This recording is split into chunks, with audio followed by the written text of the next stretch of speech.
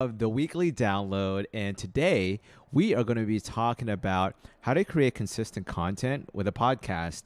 And a lot of people I know now are getting into podcasts, and it's a trend that's been around for a while. But I think because of Joe Rogan, other people that we enjoy talking about or listening to online, it's really helped us realize the importance of podcasting and how special it is for a lot of discourse and subjects and there's different types of voices out there discussing very important subjects. Sometimes just great stories or even educational content. And for my podcast, Creative Haven, you know that I interview some of the top marketers and creative professionals and artists and entrepreneurs in the field, and I produce episodes once a week, and I help create these pieces of content for my guests so that they also have content to share. And these episodes, it gives me a video that I can share on YouTube for the full video. I have the full podcast episode on Spotify, Deezer, and iTunes. And I also have smaller snippets that I use for audiograms for Instagram. And what this does, it gives me a consistent flow of content and also assets for me to share with potential clients, and also helps me market myself as a thought leader, as an authority figure, and as a instructor and teacher and host in my field, which is video marketing, video production, and filmmaking. And so I love podcasts because it's a really great way for you to have a conversation with someone that you've always wanted to meet, but you have something to actually pitch to them or offer them rather than just trying to pick their brain or grab a coffee or meet on Zoom. A podcast is a great way to meet folks and networking wise, and sometimes potential clients. I don't want to come in there like that because it might seem very disingenuous to ask someone to be in your podcast and then pitch your offer. I think for me, it's been a great way for me to actually meet folks that I've always wanted to meet with and actually learn from people like mentors every single week. If I didn't have a podcast, I wouldn't have that opportunity. So it's great for creating content, and it's great for meeting people, and it's great for sharing information out there to make you a thought leader and to build your brand. And so creating a podcast to me was a little tough at first. What really helped me was freepodcastcourse.com by John Lee Dumas at Entrepreneurs on Fire to get all the basics. And that really put me on the right path when it came to how to get the essentials done for my podcast, like creating a name. What's the name that can really catch someone's attention? Also, what's my log line? What's my description? What's my subject? What's my format? How am I going to, interview people? What's the amount of times I post in a month, in a week? So having that format helps you actually create a whole podcast that's going to be building a audience base because people expect to hear from you from that format or from that schedule. And so on freepodcastcourse.com, it teaches you also about the importance of an eye-catching thumbnail. So when someone's on Spotify or on iTunes, they look at your thumbnail and say, hey, I want to see what that's all about. And making sure that your title actually tells a viewer what your podcast is all about. And what's also good about that course is that it's free, and it teaches you what type of equipment you need to get these days in order for you to get the best quality. I use a Shure mic, the Shure 54. This is an old mic from me I use from DJing, but there's a lot of great podcast mics out there. They change every single week, if not every single day. And so the idea is to get an external mic and then headphones if you're going to be interviewing someone, so you don't pick up the sounds from the speakers on the mic and get feedback. And also you can get more in tune with the conversation. And also you need a external audio card to plug into your computer, or you get a USB mic so you can plug your mic straight into the computer. And then when it comes down to actually creating the podcast and recording it, you need to know what will be your subject matter, and that will help you get your guests.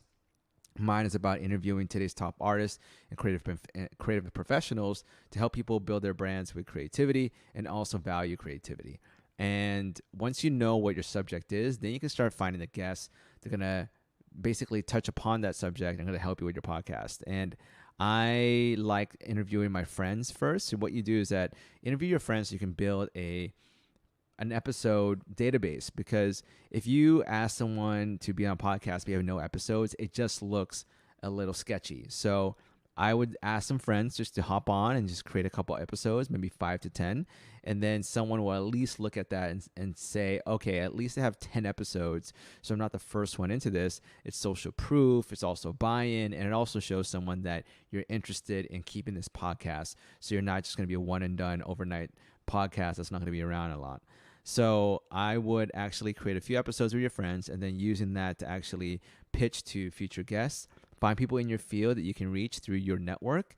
And then from there, grow as you build on top of each guest ways to create a pitch for your email. And your email is all about just what can you offer the guest that's valuable. Like, I've got this many listeners.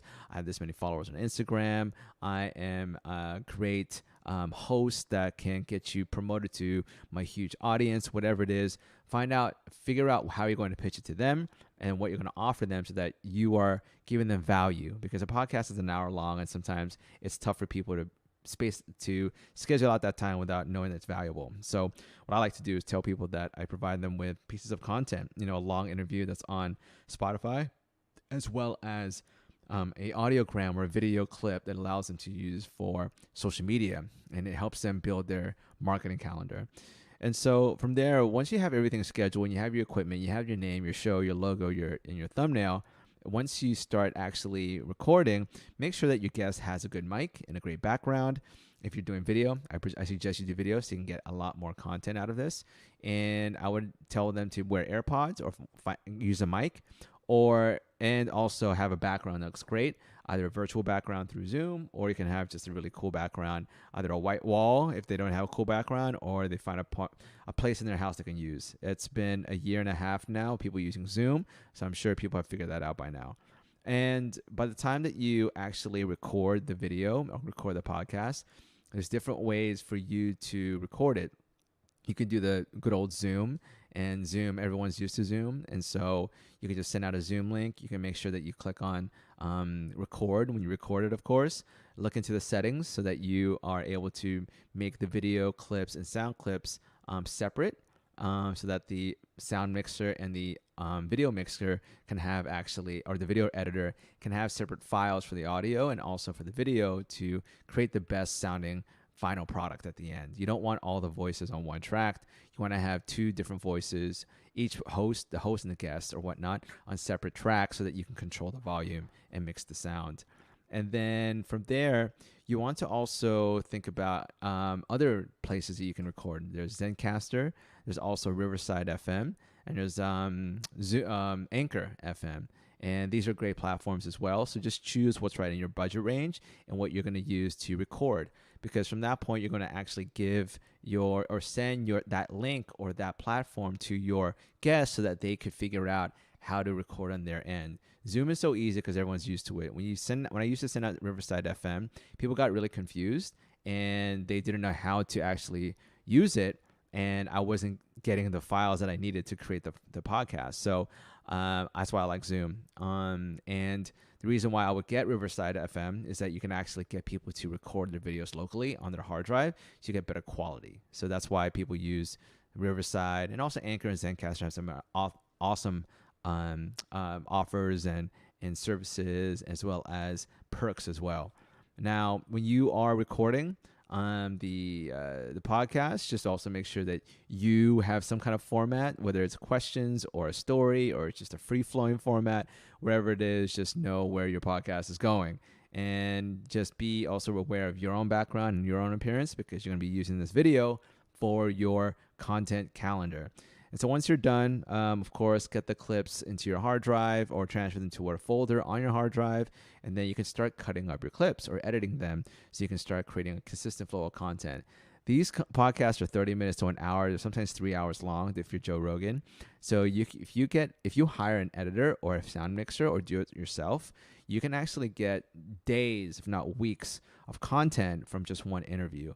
So it just depends on how you format it so that you can actually set up each one of your questions to your guest so that it becomes a clip that you can use for the future.